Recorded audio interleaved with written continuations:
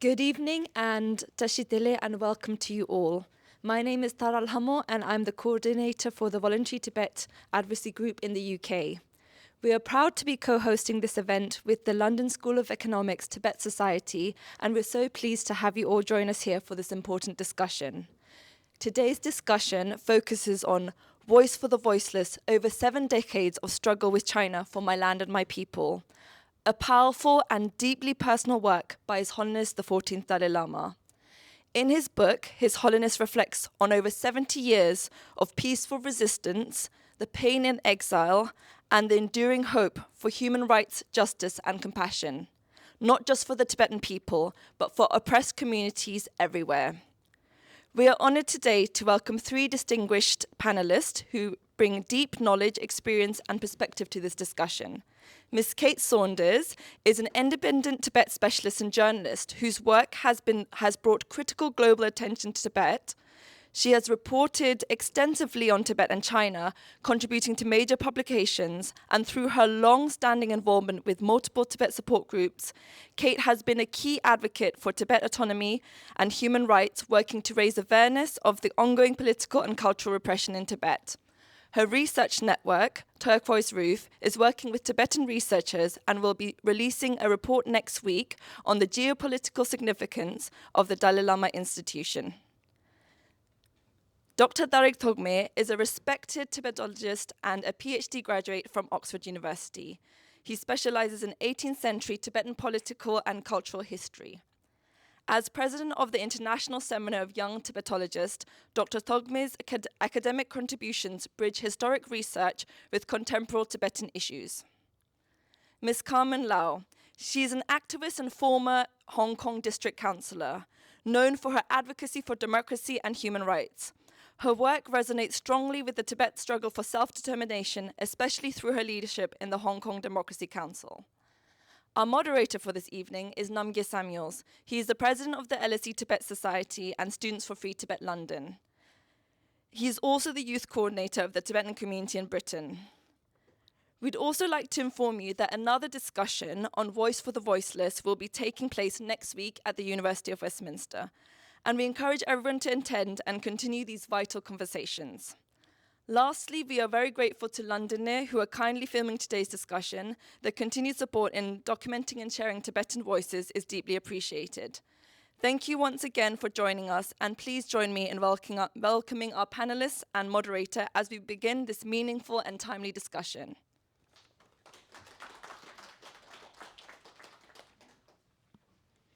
All right, thank you, Dr. DalaiLama.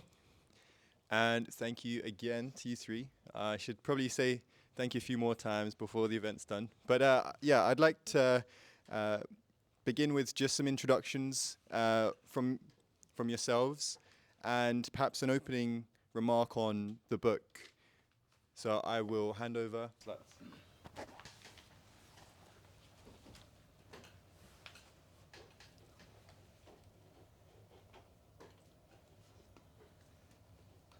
So let me straight go to the book. So the book, can you ask you, can you go to the next one? So so this book, the last one, The Voice for the Voiceless, this is a primarily half biographical book, half kind of historical book. So if I heard the interview before, so if it's someone who are outside of Tibetan studies, who doesn't very familiar Tibetan history, it's quite a really dense book. There's loads of information put together along with the biography of His Holiness. So it's quite difficult for someone who doesn't know much about Tibet.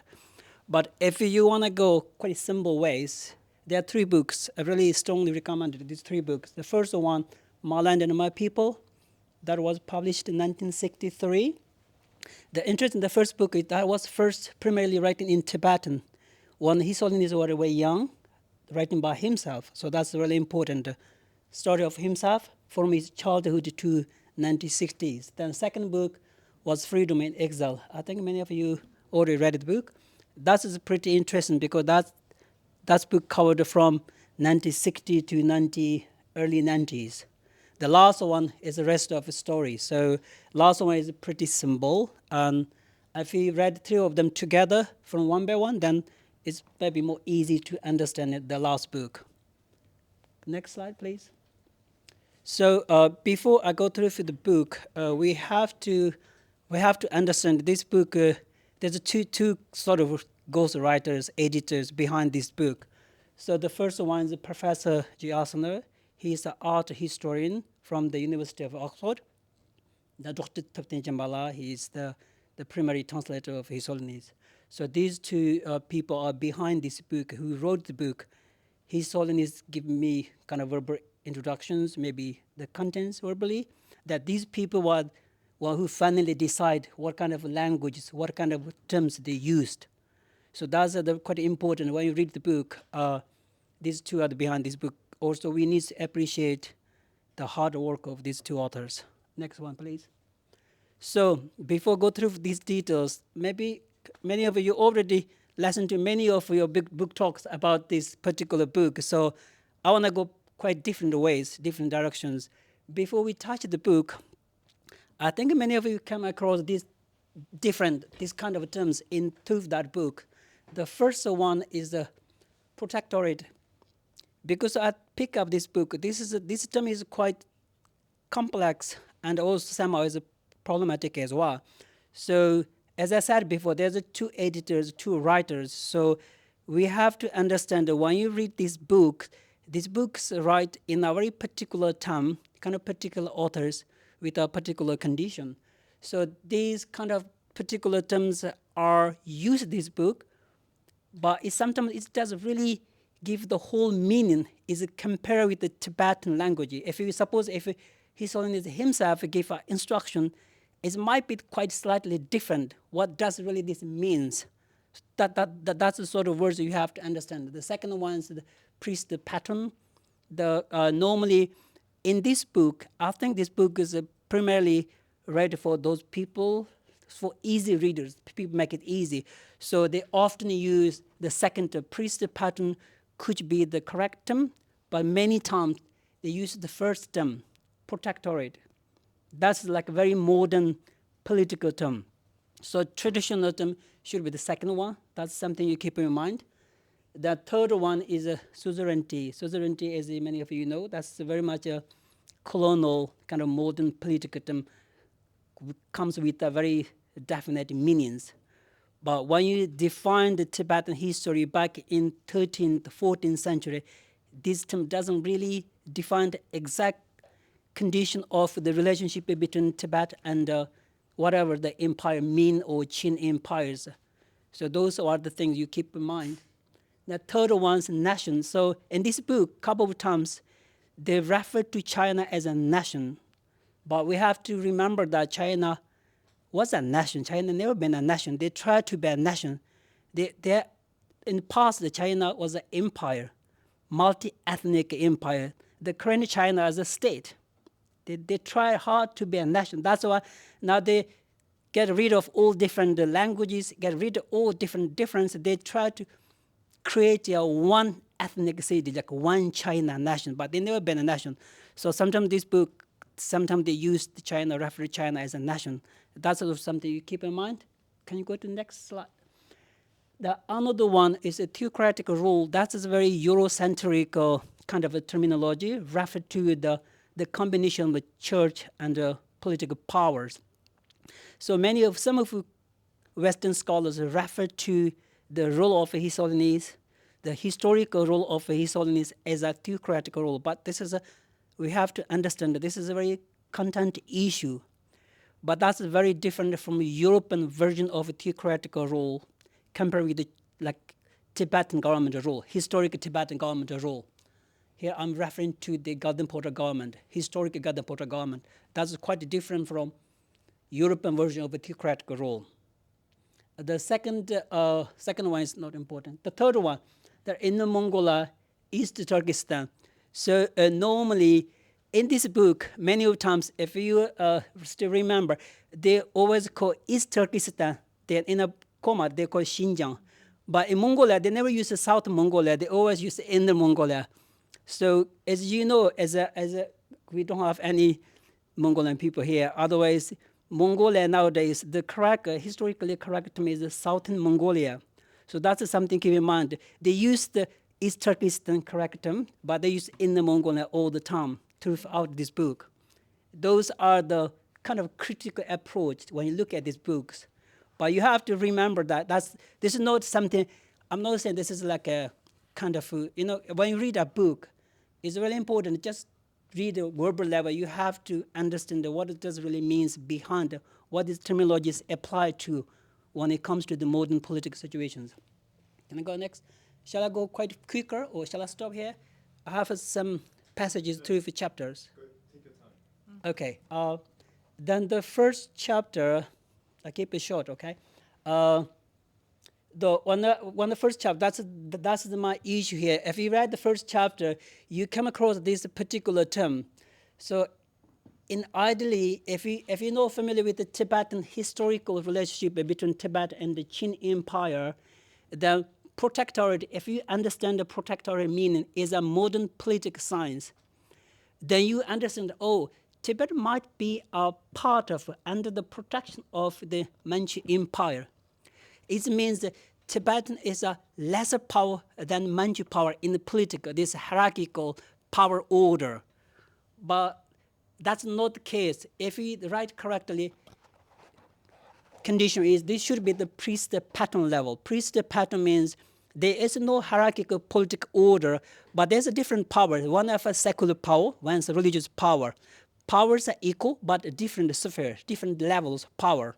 So but they use that protectorate term. That's I mentioned that term before. Can you go next chapter? Then chapter 4, I think chapter 4 is very important. This is kind of very powerful message for all Tibetans. Many Tibetans, even among my friends, said after His Holiness, it's very important. Because why? Because people said, because he's a spiritual leader. He's kind of, he's the one who we look up to. But they often miss the symbolic importance of His Holiness. His Holiness really represents Tibetan power, Tibetan legacy, Tibetan history. That's why Chairman Mao said, if His Holiness ran out, then he said, we have lost. That's a very powerful, very short word. That's a very powerful, historically very powerful term. Because he left, he took the old legacy, legitimacy. That's why he's still, Chinese government is still struggling to claim that legacy or authority over Tibet. Next, please. The next one, many of, if it's a theocratical society, common people do not have a right to criticize the leader because he's a divine authority. You cannot criticize. But in this book, His Holiness himself, except as when he gave the Strasbourg proposal, for the first time he proposed Tibetan could stay under the rule of China if Tibet get certain rights. So among Tibetans, many people criticize to His Holiness. That's the beauty, because His Holiness is not a theocratical ruler. Somehow you cannot criticize. Within among Tibetans, they also criticize to him. That's why even he mentioned that in his book. Those are quite important. Could you please go next one? Then the next one is, that's important, because His Holiness, in 1991, he said publicly that, because start from 1980s, he said, if we Chinese government sort of given a certain compromise, we can stay within the role of the People's Republic of China. At the time, His Holiness was the leader of Tibet, so we give a verbally kind of acceptance to the certain level of a role of China. But in 1991, he said, I'm no longer bounded to that acceptance. In case if you come to a debate, some people said, your political leader already accept that certain roles, so those are the important. He is no longer bound to that roles, because China said they never respond any of those proposals. Could you please go next one? The chapters are in the corner, if you want to go to the book.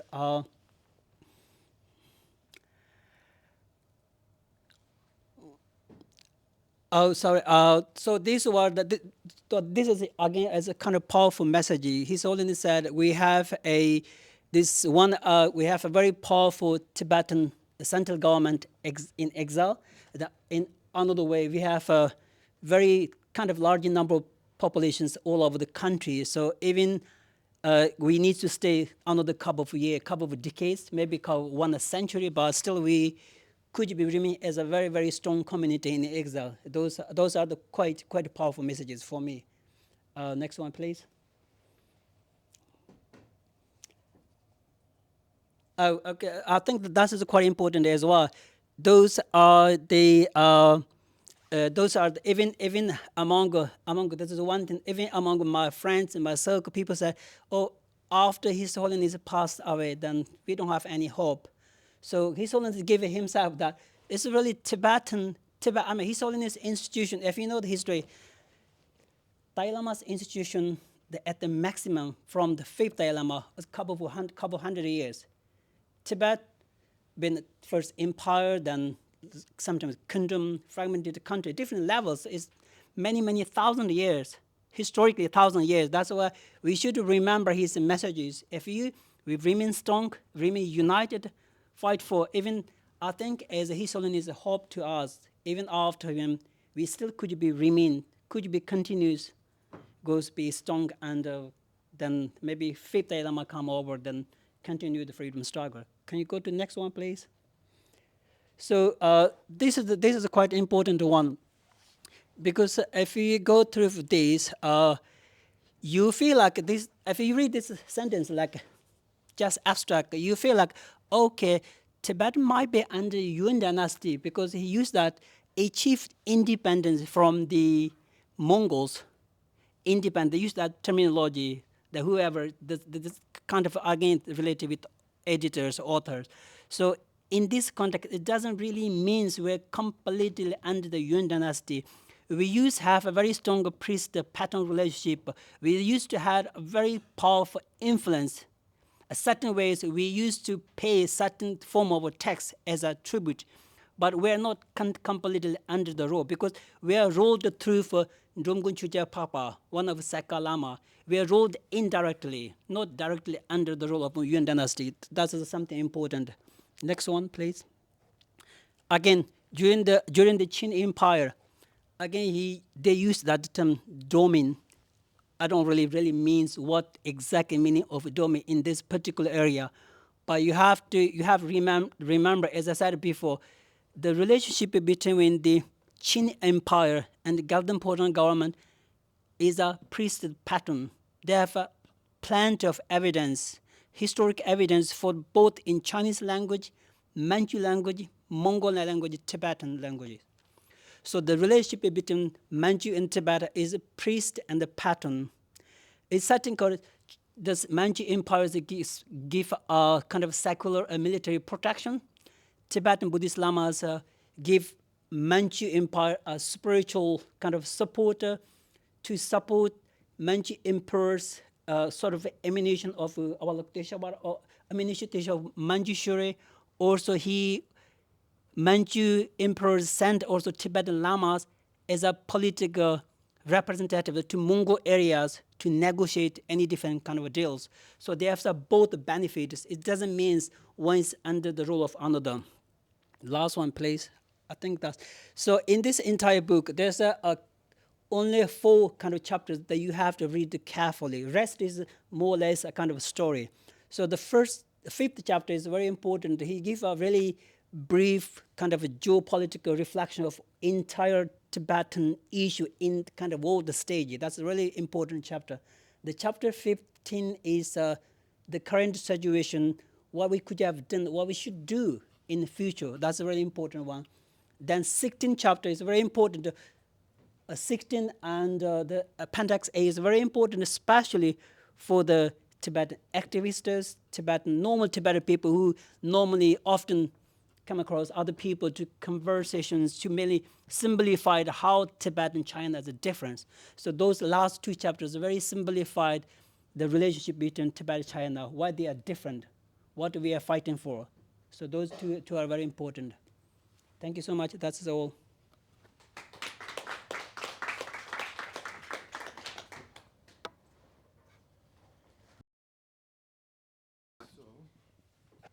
Thank you, DalaiLama. And I'd like to ask the audience, before we go to the next introductory remark, who here has read the book?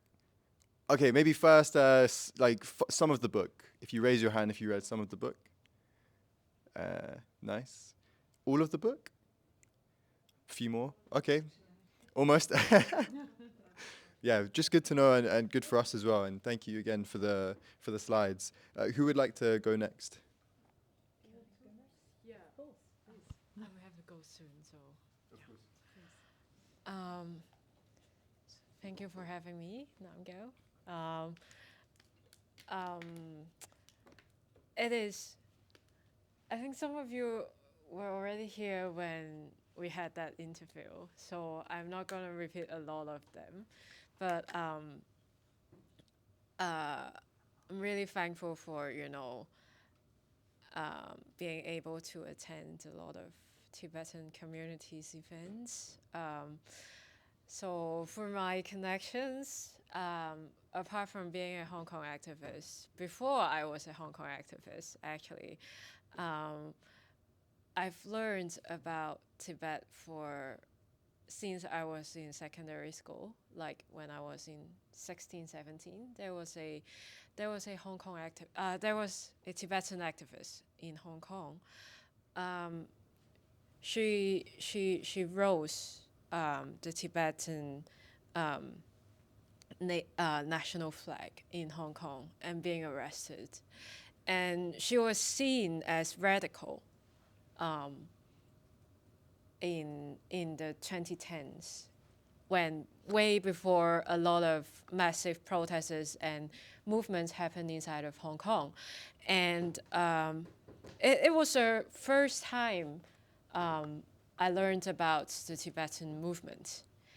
And since then, I didn't know why, but I got quite connected with the spirit of Tibetan people and also the religion of Tibet.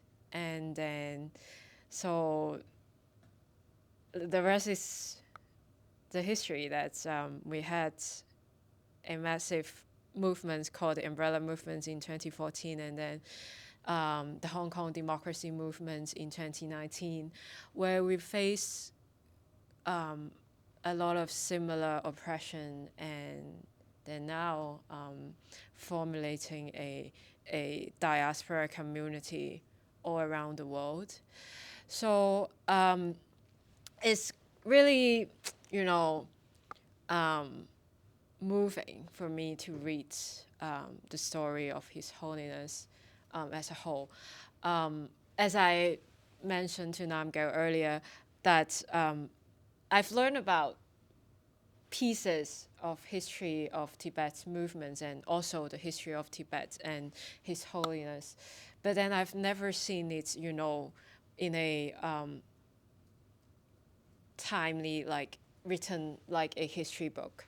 So I was quite shocked when I see a lot of things actually happen to Tibet, actually very similar to what has been happening to Hong Kong.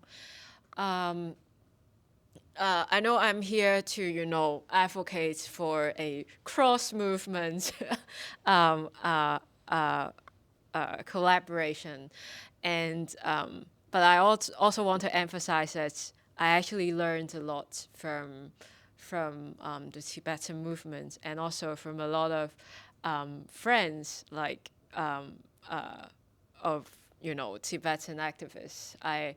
I joined the SFT Cross Movement Action Camp 2 years ago, and since then I learned how I felt that there's an obligation in me also to preserve my own culture, because 2 years ago there wasn't being so serious that our language, we speak in Cantonese instead of Mandarin. So just for context base. And 2 years ago I never thought that Cantonese would not be allowed to be spoken inside of Hong Kong anymore. After 2 years, just, months before the anniversary of our movement last year, we've seen how the authority weaponize the laws to oppress people, not only physically, but also, you know, controlling people's mind. And so it is really powerful for me to read a lot of inspiration from the Dalai Lama, and always grateful to be, you know, working alongside you guys. And as I said earlier, it's not just a struggle for Tibetans or Hong Kongers. It's a global struggle for all the democracies and people who cherish freedom. And yeah, I start from here. Thank you so much. Thank you. And Kate, would you like to go? Thank you.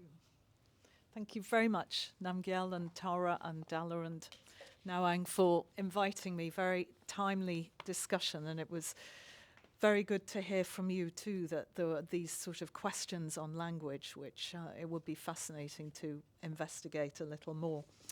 So I think the publication of this book on March the 11th did seem to take China by surprise, and it prompted an immediate reaction. A sort of defensive statement emerged from the Foreign Affairs Ministry.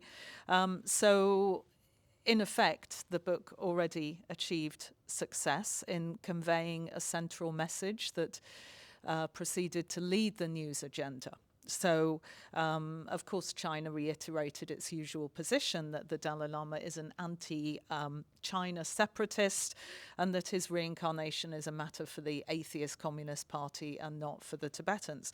So the international media covered the news which is old news, it wasn't new, that the Dalai Lama says that his successor, if there is one, if the institution continues, will be found outside the PRC, and that the campaign for freedom for the Tibetan people will continue no matter what.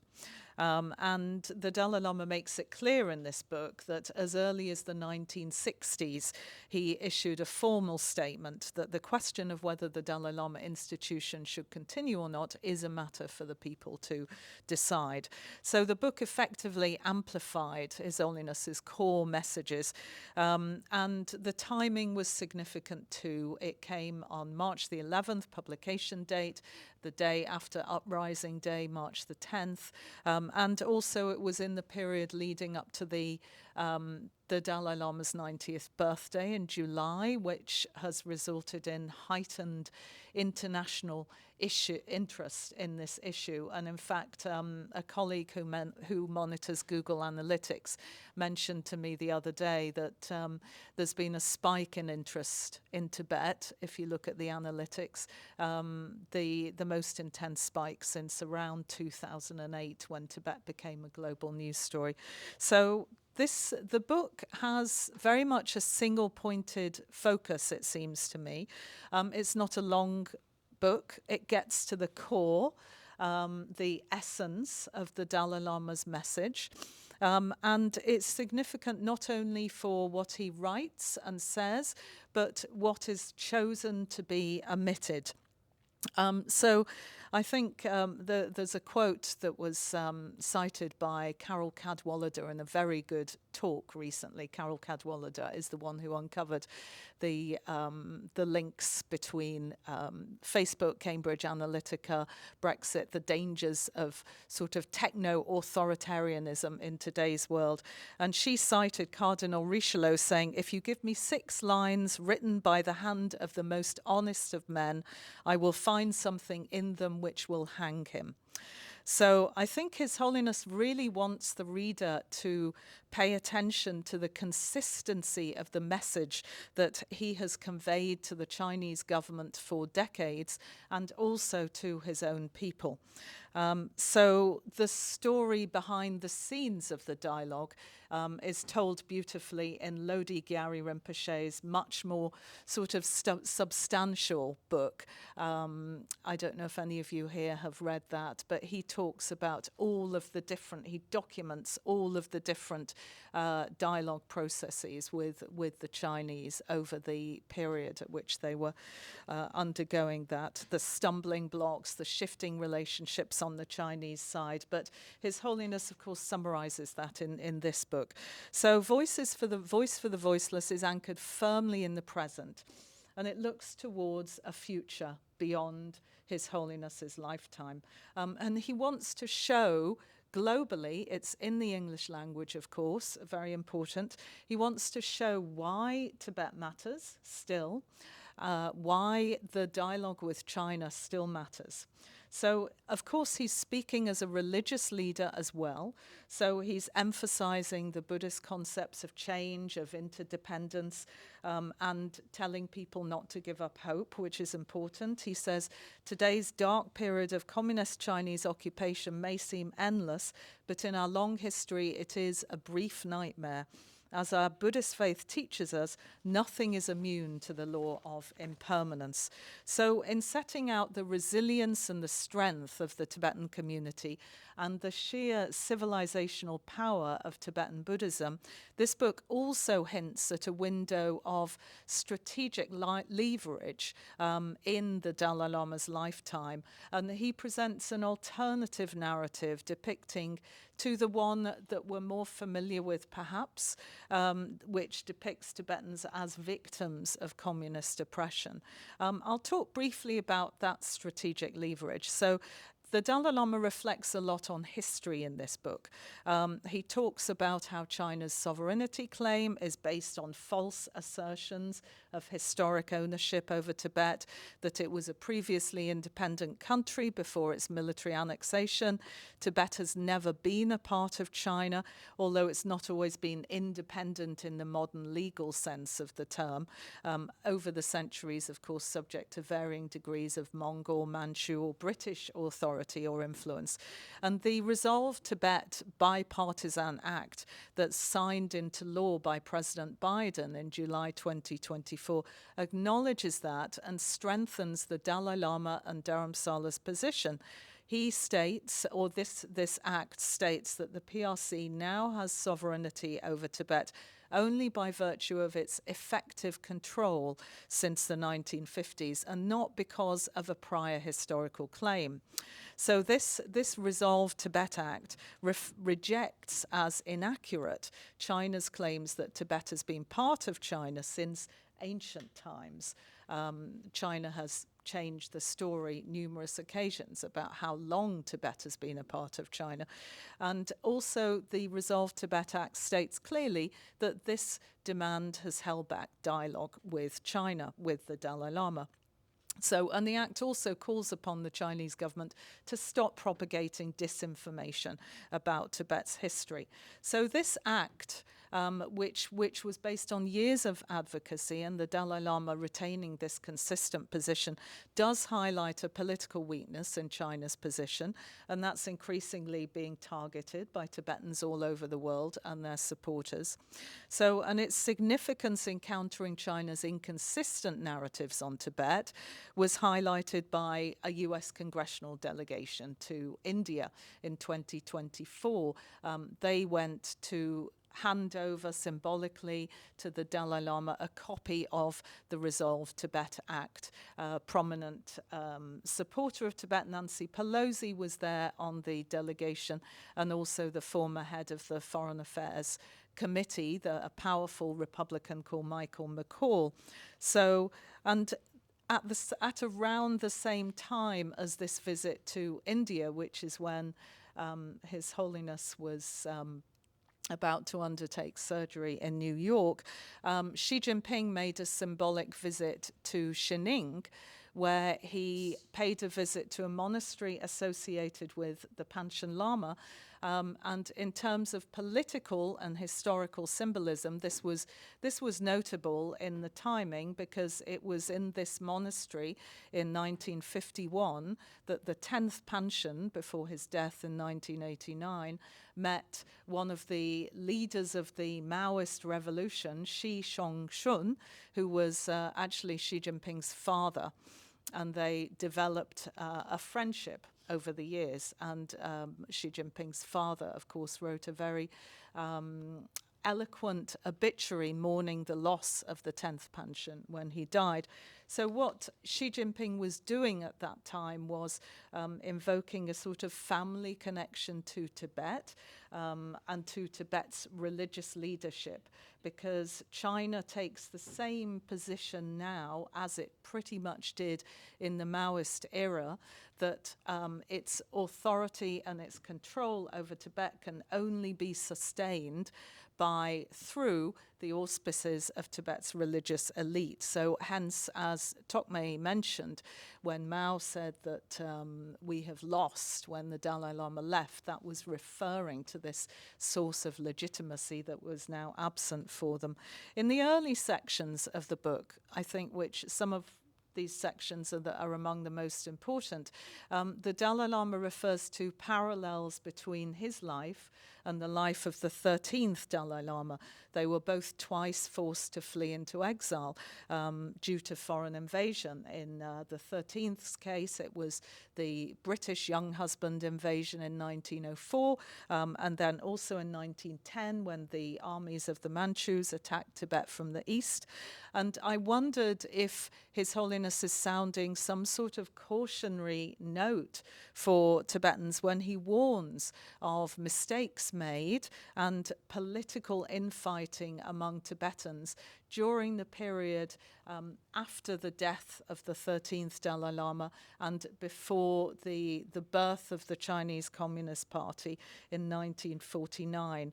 And he writes in this section of the book, while the storm was gathering around Tibet, the ruling elite, including my two successive regents, were largely preoccupied with political infighting. He also added that important opportunities were lost in promoting Tibet's independence on a global stage. So by the time the PLA was at the door in 1950, Tibet was completely unprepared and it was too late. And this 14th Dalai Lama, of course, has focused for decades on encouraging self-reliance among Tibetans in exile, encouraging one of his core slogans has been universal responsibility. He said the institution of the Dalai Lama is both the biggest strength and the biggest weakness of the Tibetans in exile. So the Dalai Lama, so I'll just make a quick couple of further points. One is that I think the book also reflects the narrative of the Dalai Lama's global influence. And perhaps there are clues there also when you follow the Dalai Lama's statements in exile over the decades of how he has reshaped his role on the world stage. He's also changed the ways in which he communicates, both with global leaders, with Buddhists, with ordinary Tibetans. And so we can see clearly in today's world that his authority extends across the Indian, the Nepalese Himalayas, including Nepal, Ladakh, Sikkim, Bhutan, traditionally Buddhist countries, including Vietnam, Japan, Myanmar. He's taught metaphysics to crowds of tens of thousands in football stadiums across the West, across Europe and the US. He's met presidents at the White House, he's met popes, he's met prime ministers, and he also numbers many Chinese in China among his devotees. And it's quite a journey from the late 1950s. I don't know of any leader on the world stage today whose arc of leadership has spanned this in this way. And one of the more moving personal stories, he doesn't tell too many personal stories in the book, but one of the more moving ones is when he recounts how in around early 1960s, he used to go to meet some of the Tibetan road crews who were working up on the roads in the high Himalayas, building those really treacherous roads through the mountains.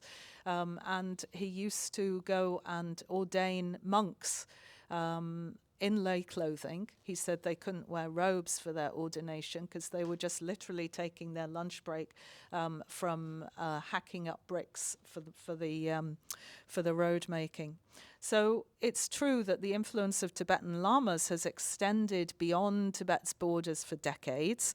Mongol Khans, emperors in Peking sought to learn from Tibet's advanced civilization, and the Tibetan language was the lingua franca of Inner Asia, with its texts tied to trade, to international relations and politics. But the 14th Dalai Lama has taken this to a new level, and we can see this clearly in the book. So in more than 65 years in exile, he's amplified, developed this influence on a global stage, and he's also expanded his role as a Tibetan Buddhist leader. He presents Tibetan Buddhism as a means of engagement with, rather than detachment from, the world's problems. He's the preeminent symbol of Tibetan Buddhist culture at a time when it faces the deepest threat, and he's demonstrated the value of his culture to a world beyond the plateau and beyond the PRC. And he's also engaged in dialogue, of course, with scientists, with cosmologists about the nature of consciousness, quantum physics. That has provided a basis of scientific inquiry. And has enhanced his reputation as a progressive modernizer. And I always remember being at Amaravati at a Kalachakra teaching by the Dalai Lama in 2006, I think it was. And it was one of the first days of the empowerment, and His Holiness, as he often used to do with teaching, still does, he made a few comments addressing the thousands and thousands of Tibetans who were there from Tibet, who had made this journey across the mountains just to be in the presence of their teacher. And at one point he read out a letter which one of these Tibetans had brought with him from Tibet. And he was reading it in Tibetan. He didn't really mind if the foreigners understood or not. The message should have been in Tibetan. And all of the Tibetans around me started weeping. And it was so moving because the letter from the Tibetan inside Tibet was saying, you know, Your Holiness, we are so proud of what you have achieved in the world and how you have brought our culture and our civilization to global attention. And we miss you so much, and we feel your absence so deeply, but at the same time we're so proud of what you've achieved for us all. So I think that this has also led to many initiatives in the secular sphere. He's not only a religious scholar, he's also an important secular leader. For instance, the Social, Emotional and Ethical Learning Project, education program that's expanded and been developed for international use, which is a universal, non-sectarian education program, science-based. I think he's one of the only religious leaders that I can think of who does not urge conversion to Tibetan Buddhism at all. And in fact, he has written a book outlining that position, Beyond Religion, it's called. So one of my final points. And just to mention that I think this is very important, again referring to this Carol Cadwallader TED talk about the era that we are in right now, the sort of fractured global landscape. And she cited someone called Andrew Breitbart, who is the inspiration for great philosopher, not Steve Bannon, as saying that politics is downstream of culture. And so I think that we see from what the Dalai Lama has championed with the Tibetan civilization, this is something that has been a very powerful, progressive, secular, spiritual force in the world. So another point is that comes across very clearly in the book, I think, is, have I got time? Just to No, give the one other last point. point is good. Okay, all right. Tibet's strategic significance is underlined very strongly in the book. The Dalai Lama talks about Tibet's significance as the source of Asia's major rivers. He talks about his significance as a strategic border area. Of course, before China invaded, there was no contiguous border between India and China, which now matters very much. And we also see that China's policies have evolved from a sort of direct repression of Tibetans to a complex matrix of control that extends well beyond PRC borders. And so that means that the geopolitical landscape that Tibetans face today is formidable, from reimagining, reinventing a reincarnation process, if this does happen, in exile from their landscape of oracle lakes and sacred mountains. The challenges for Tibet are also magnified in an environment of multiple interconnected existential threats, climate catastrophe, great power conflicts, and so on. And at this point, governments have often failed to grasp Tibet's strategic significance. Often Tibet is treated as a matter of human rights and religious freedom. And so it's important that he outlines this very, very strongly. And he also outlines China's intentions of ending international support for Tibet, preventing the emergence of a leader of similar stature, and that has led to China intensifying its counter-influence campaign against the Dalai Lama. So even while the global profile and the popularity of the Dalai Lama presents quite a complex challenge to the Communist Party. So ultimately, China's success is not assured. Beijing has acknowledged some political vulnerabilities over its control of the plateau, and it also fears future unrest, even despite decades of harsh policies. And despite strenuous efforts to replace loyalty to the Dalai Lama in Tibetan hearts and minds with allegiance to the Chinese party state, Tibetans inside Tibet do still continue to protect and defend the core values of their cultural identity. So going forward, I think Tibet and the Dalai Lama institution could be seen as having a critical role in balancing conflicting interests on a global stage, preserving resilience in vulnerable communities, and as a bulwark against China's expansionism as the world grapples with these various threats to national security, democracy, and the international legal order. So in this lifetime, the Dalai Lama's influence and the resilience and power of Tibetan Buddhist civilization does give the exile administration a strategic leadership and certainly a legitimacy that China lacks. And I'll just finish up with remembering one thing that Lodi Gyari Rinpoche used to say, which is that when he was acting as special envoy of the Dalai Lama, and he was allowed to travel to the PRC to have talks with representatives of the United Front Work Department, and also he made a couple of visits back to Tibet under those auspices. He used to say that Tibetans who communicated with him there, of course they couldn't say His Holiness's name, but they used to say, listen to him. And I think everybody would understand why. Perhaps we haven't always listened so well to some of the more nuanced, some of the more insightful, some of the more far-sighted, prescient comments that the Dalai Lama has made. And I think this book is an important crystallization, almost a negotiating position, but showing that hope is not lost, and perhaps presenting an alternative narrative about the power of the Tibetan civilization. Sorry. Thank you. So I think I really wanted the opening remarks to be untimed. I think the book, despite, I don't think it's that small, but maybe for you it's a small book. It took me a while, but I think it contains a lot, and therefore there is a lot to talk about.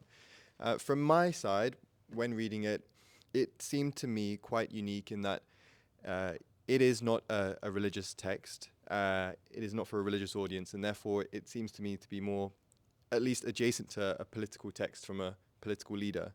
And I've never read a book so candidly written over such a length of time. I think the last time I read a political memoir, it might have been, I want to say it was a skim read of Boris Johnson's, and it definitely wouldn't have lasted more than a few years before I'd got a huge mishap, a scandal. And to me, I was reading through and realizing that over decades, His Holiness has performed a very hard task of negotiating from a difficult position, and really without putting a foot wrong. And I think both of you mentioned that this is an evolution, and I wonder from your perspectives if you can spot in the book ways that His Holiness has changed from the early years, perhaps of exile, to the more recent decades, the way he's managed his role among Tibetan people and perhaps separately among global powers.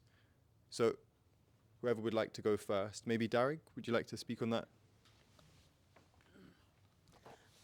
From this book, one very visible thing is started from late 1970s, 1980s. He really, after he's proposed at Strasbourg in Europe, he really sort of have a huge hope for the Chinese communist leaders.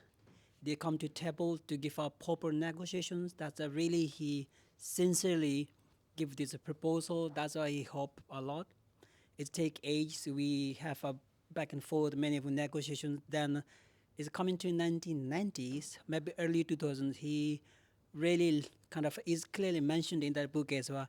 He lost his hope and trust to the communist government, but yet he still have a very hope for the Chinese people. So that's a quite clear shift. At the beginning, he said, some of those leaders could be brave enough to come to the table, give up proper negotiations. That's how he tried so hard, couple of decades. But no one comes to the table, give so many different excuses. Then he said now he lost the trust to the leadership, but he still have a trust to the people. That's kind of visible kind of shift. Yes, I think he does make a distinction also between the earlier leaders, you know, the Mao and the Deng, and then the sheer assault on civil society and on Tibetan and other cultures under Xi Jinping that we've witnessed under Xi Jinping. I don't think he mentions during the book that he does mention that he knew Xi Jinping's father. And I remember when Xi Jinping came to power, there was a level of optimism which turns out to have been rather misplaced in how Xi Jinping would handle Tibet policy. So, and it's culminated now in Xi Jinping taking the battle for Tibet and control over Tibet, for which it requires for its strategic purposes, not only through its policies in Tibet itself and through a sinicization campaign which extends across the whole PRC, but also beyond its borders. And Xi Jinping has been trying to, rather like the Dalai Lama, who has been doing something very different on a global stage, Xi Jinping has also been doing something very different on a global stage through the Belt and Road, his main foreign policy influence vehicle. He's seeking to control the entire discourse of Tibetan Buddhism and setting itself against India, against the Buddhist countries, and so on, and escalated transnational repression. And I think an example of that we've seen very vividly recently, that we could understand in the perspective of this sort of fight for survival of Tibetan Buddhism and the heightened tensions as China develops this extraterritorial campaign. The Tibetan Buddhist Lama from Golok, Hunkar Dorji Rinpoche, who was recognized as an official reincarnation by the Chinese Communist Party, but he had significant influence and many followers across Tibet and also in different Buddhist countries, including Vietnam.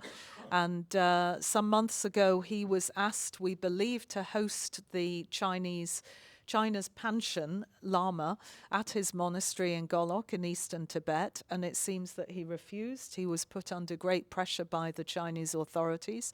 He managed to escape to Vietnam, and the next thing that we heard was that China had announced his death, and it seems to have resulted from a joint security cooperation between the Vietnamese and the Chinese authorities. And the reason I think that's quite relevant to what we're talking about today is that that demonstrates China's reach, the intensity of China's policies and its intent to undermine Dharamsala, the Dalai Lama's influence. Of course, in converse to that is the very complex challenge that they face with his global influence. So I think he does draw that distinction between some of the early, he talks about how he was impressed by Mao when he first started talking to him, and then of course in his autobiography talks about that terrible moment when Mao says religion is poison. But the current leadership is at a different level, and I think the Dalai Lama recognizes that. Thank you both. I've got one more question, and then I'd like to open it up to the audience to ask any question. Mine is, in some of the reviews of the book from mainly Western media publications that I've come across, some have, without meaning to be impolite, described the book as, coming from His Holiness in the twilight of his, for want of a better word, career. And it's sort of a perspective, a vista from forward looking back, as if he's already come to an end. It's people seem to write about their lives once they seem to have finished the most important part of it, and we read their memoirs when they're somewhat retired. But His Holiness is not retired. His Holiness is still with us, and perhaps one of the biggest chapters of his life is coming up in July for his birthday, when he announces the decision of the Dalai Lama Institution. And so I wonder what your guys' opinions are on the take that these reviewers have, that His Holiness is writing this book, looking back on what his life has been on the global stage and among the Tibetans. Or is that not quite the perspective you guys are coming at this book from, that His Holiness is not in the twilight of his career? Maybe Darag again, do you want to start? Yeah. So I haven't read any of the reviews yet, but I think this book coming out, it's a very important kind of a time, because as I showed before, there's three main kind of biographical works. The second one was published in 1991. Since then, almost 20 years, we haven't published any kind of personal books. As you said, many of books, most of his books about religion, about science, environment, some other things, not really kind of very particularly political. Then, moreover, in 2011, he fully retired from his kind of traditional political power as a Tibetan political leader. So at the same time, he gave a lot of religious teachings, travel as a religious leader. Because of those kind of different events comes together, he haven't read much. Then he also stopped giving a speech of 10th March.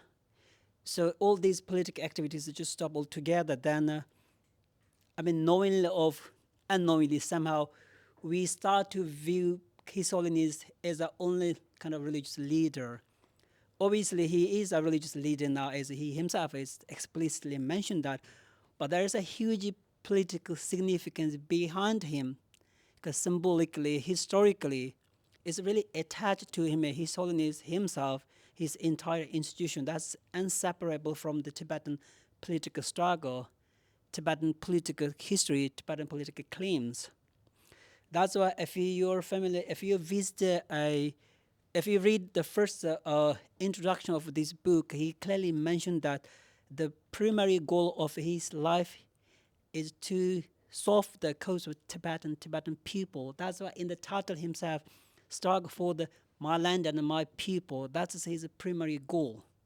But normally, if your family, if small kids have a question answer, what are the four main responsibilities of His Holiness? There's four principles he often to do.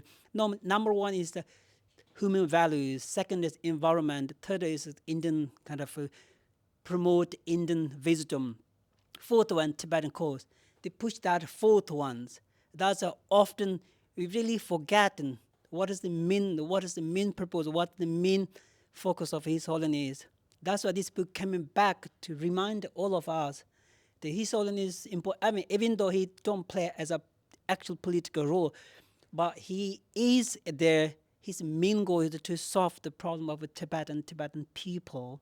That's why he is still like historically, culturally, very important for the struggle for Tibet. So that's coming back. It's a really big reminder for all of us to read this book. Yes, that sentence really struck me as well, because often when you see His Holiness over the years and he's been traveling and he's been doing these metaphysical teachings and meeting presidents and being asked questions by lots of Westerners about what do I do when my marriage fails and these sort of things, you often forget the importance of that commitment, and I think he's really underlining that in the book, and really with the full force of his character. And I think over his entire life, he's always had this strong connection, perhaps never more than now, with young people.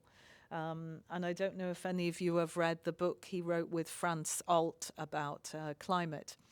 But he says in that book that he even makes reincarnation relevant to young people because he uses it as an argument to fight climate catastrophe, because he's saying we older people have got to take responsibility and recognize, and for a younger generation and for generations who have not been born, this belief in reincarnation helps us to take responsibility. And I think his reach and his influence with also young Tibetans inside Tibet as well as in the diaspora, he's regarded as a catalyst for change. And there's not many people in their late 80s who have that strong, vibrant connection with younger generations and who know how to speak to them and who have that grounded understanding of it. Thank you both. Now I'd like to open it up to the audience for any questions. It doesn't need to be on anything spoken about so far. It might even be better if it's not. Does anyone have anything they'd like to ask? If not, I'll give you guys some more time. I had another follow-up. Based on some of your presentation and also from yours, when reading this book, I just, as I've been told to do, read it from front to back. But I wonder, you suggested there are 4 or 5 main chapters. And so for when recommending this to others to read, would you say this is a book that should be read front to back? Or is it something that you can pick a chapter of? Maybe Darrig again first.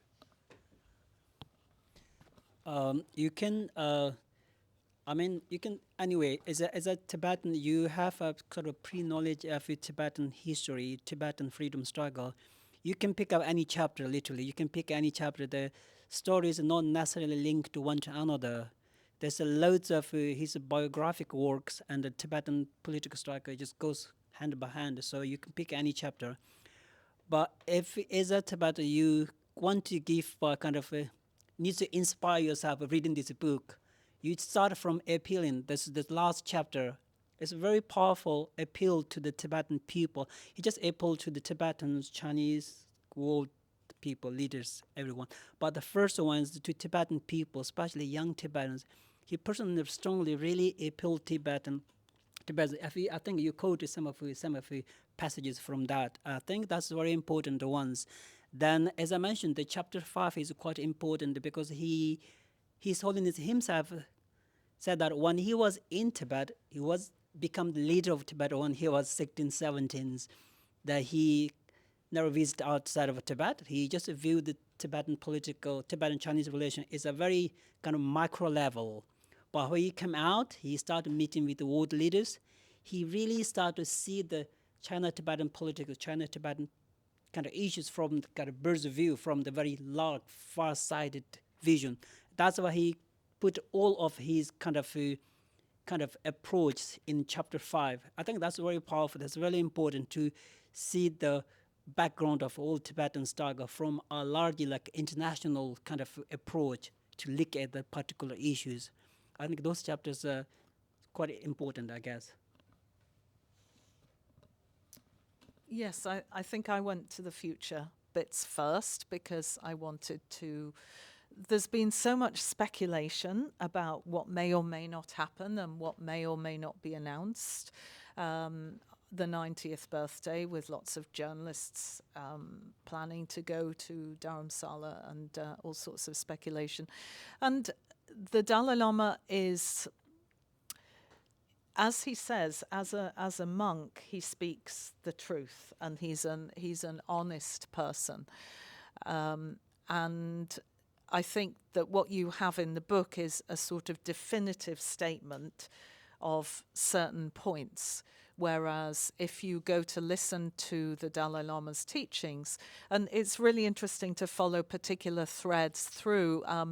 I don't know how many of you follow the DalaiLama.com, the website, closely, but there's very useful summaries in English language of almost everything the Dalai Lama says, and you can subscribe to those so that you can receive those in your inbox, because often he says very interesting things, before he gives a teaching, or if he wants to illuminate certain points to a wider world.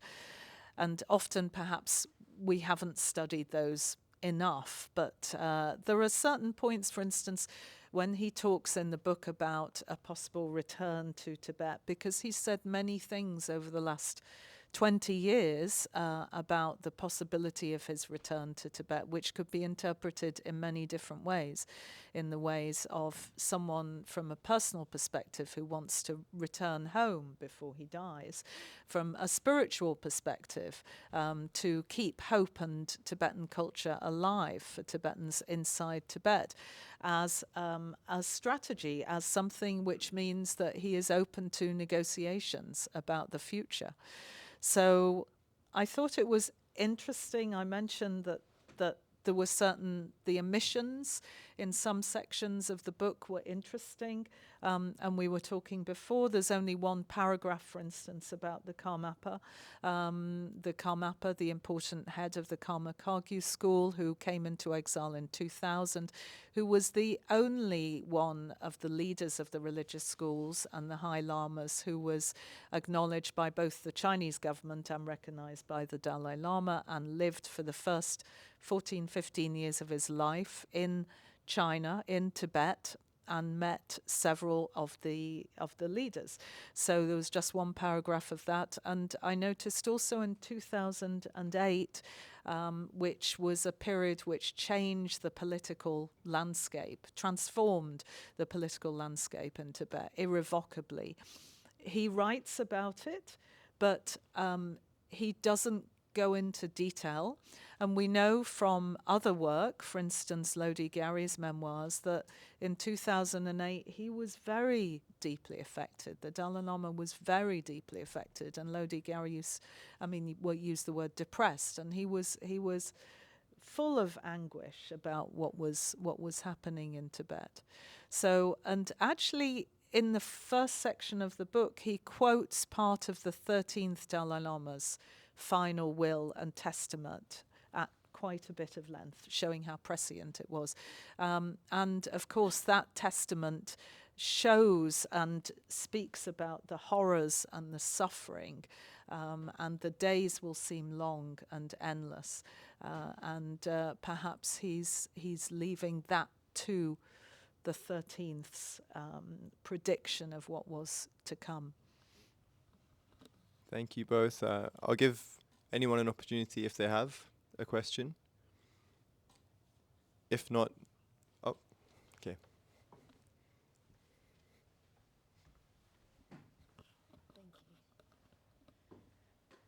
Thank you. So shortly after the release of Voice for the Voiceless, among Tibetan circles, it was highly encouraged that every Tibetan must read this book. Some people even compared it to like a Tibetan Bible.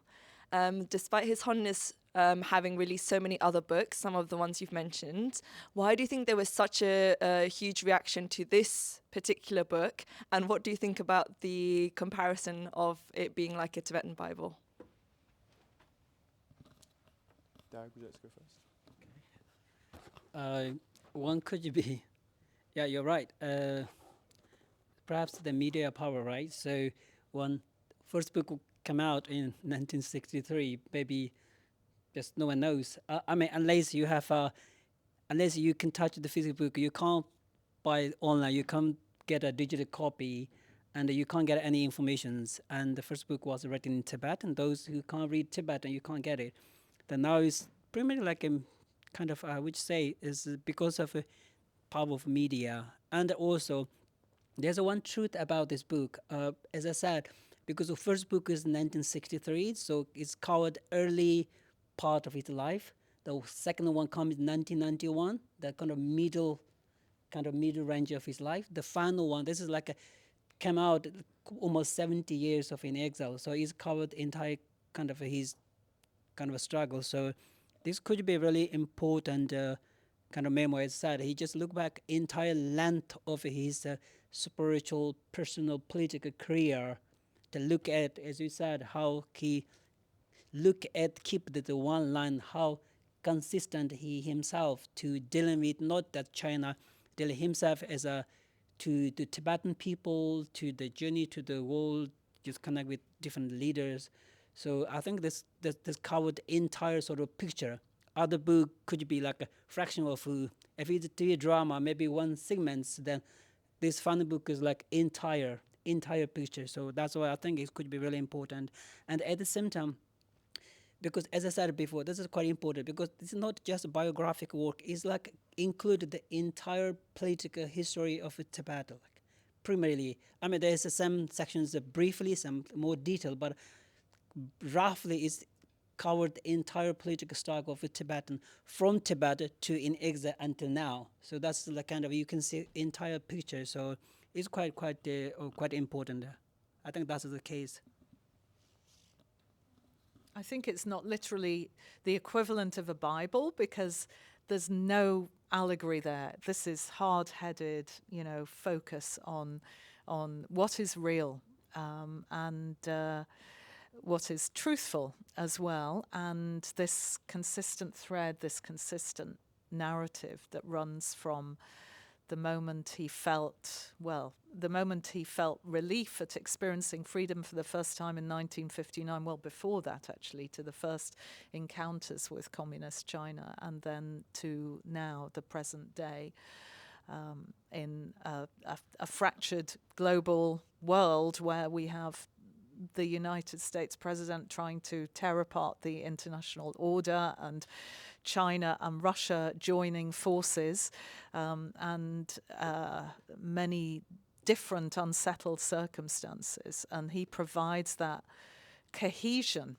and that vision. And that sense of the book presents a sense of a civilization, a history that's grounded, and that's a proud culture. I think it is important for Tibetans to read it because if this is the only book of the Dalai Lama that anyone reads, then it's really valuable. And I think it was written partly with that in mind, because people don't read big biographies anymore or big narratives unless they're scholars often or very keen readers. but this is approachable, and it's a solid line through, and it's something where you can very clearly understand this important leader's message and relevance. Great, thank you. Any other questions? If not, I think conscious of time, I'd like to invite Tenzin Dechen to give a vote of thanks to our speakers. And I'd like to mention, Carmen didn't just run away. She actually has another event in support of the Hong Kong community, and it was really gracious of her to fit us in at the expense of the first half of that event. So she can't be here, but still in spirit here. And I'll pass over to Tenzin Dechen for the vote of thanks. Thanks, Namgye. Good evening, everyone. My name is Tenzin Dechen Lobsang. I would like to say thank you to the organisers VATG UK and LSE Tibet Society, and also a big thank you to London Air for filming the event and making it available to a wider audience. It's my honour to offer the vote of thanks at the close of what has been a really complex, thought-provoking and engaging discussion on Voice for the Voiceless by His Holiness the 14th Dalai Lama. I extend our gratitude to our esteemed speakers. Dalai Togme, thank you for exploring key political terms that were used and not used in the book, and for insights into various passages and highlighting important chapters within the book that I will actually go back to and read with your insights in mind. To Carmen Lau, thank you for speaking today about Tibet, and it was interesting to hear that you learned about Tibet from your secondary school experiences and your early experiences with a Tibetan activist in Hong Kong, and hearing about the Tibetan movement that got you connected to the spirit of Tibetan people. And to Kate Saunders, thank you for speaking today and for your long-standing commitment to the Tibetan cause, and particularly contextualizing the book in relation to various important Tibetan historical events and expanding upon these key historical moments, providing a more comprehensive explanation and account. And to everyone who's joined here today, either in person or online, I would like to say thank you. Every thoughtful contribution from our speakers and also from our audiences, the questions that we've had, provides and reinforces a reminder that we are part of a strong and dedicated community that is striving for compassion and truth. Thank you. And I'd like to invite Ajitara over to offer the kadak to our speakers.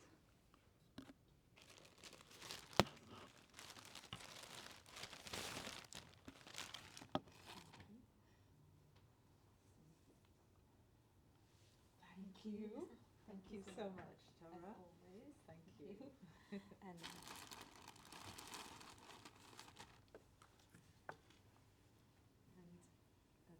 thank you so much, Krishna. And to our moderator, and then of course Carmen Wilson will publicly offer one. And then to Namgye, thank you so much, all of you. So that concludes the panel discussion on the book Voice for the Voiceless. And we are all grateful for all of you giving up your time to come along. And I hope you've all learned as much as I have today. Just so you're all aware, we are having some refreshments outside provided by Jadamala. So I hope you all join and we can have some further short conversations about the book and other interesting things we learned about today. Thank you.